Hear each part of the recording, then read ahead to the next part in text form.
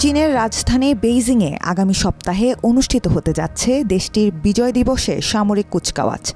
এ আয়োজনে অংশ নেবেন উত্তর কোরিয়ার বহুল আলোচিত নেতা কিম জং উন। চীনের পররাষ্ট্র মন্ত্রণালয় বিষয়টি নিশ্চিত করেছে। এটি হবে বৈশ্বিক নেতাদের সঙ্গে কিম জং উনের প্রথম সফর। 2015 সালের চীনের বিজয় দিবসের কুচকাওয়াজে কিম জং উন তার পক্ষ থেকে একজন প্রতিনিধি পাঠিয়েছিলেন, কিন্তু এবার তিনি নিজেই অংশ নেবেন বলে ধারণা করা হচ্ছে।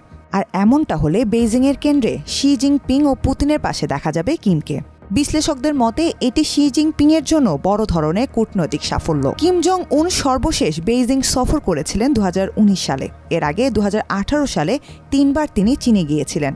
তবে এবারের আয়োজনকে ভিন্নভাবে দেখা হচ্ছে, কারণ পশ্চিমা নেতাদের বেশিরভাগই এবারের কুচকাওয়াজে যোগ দিচ্ছেন না। মূলত ইউক্রেন যুদ্ধের কারণে পুতিনের সঙ্গে দ্বন্দ্ব থাকায় তারা আসছেন না। অন্য দেশগুলোর নেতাদের এই কুচকাওয়াজে অংশ না নেওয়ার আহ্বান জানিয়েছিল জাপান। এদিকে আলোচনার কেন্দ্রে দক্ষিণ কোরিয়ার প্রেসিডেন্ট লি জে-মিয়ং। চীনের কুচকাওয়াজে তিনি অংশ নেবেন কিনা সে প্রশ্ন উঠছে বিভিন্ন প্রান্তে।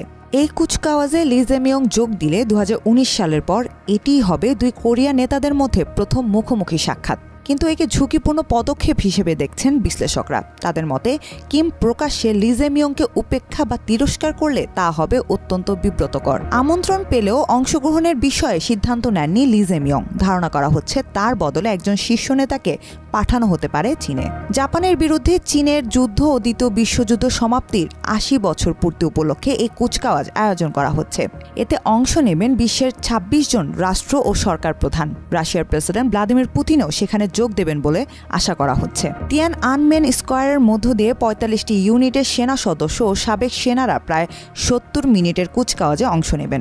অনুষ্ঠানের নেতৃত্ব দেবেন চীনের প্রেসিডেন্ট শি জিনপিং।